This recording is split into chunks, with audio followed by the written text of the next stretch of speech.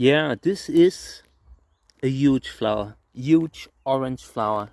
Check out the diameter, like with my hand besides it. Diameter is roughly 20 centimeters. That's massive.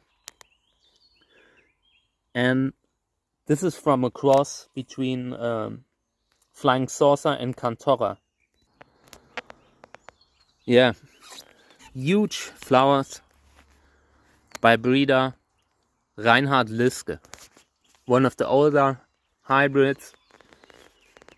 Got this one from eBay and I paid something like 40 bucks, which is a lot for plants that I buy on eBay. I mean, I rarely buy anything now, but this one was one of the few plants that was so well worth it.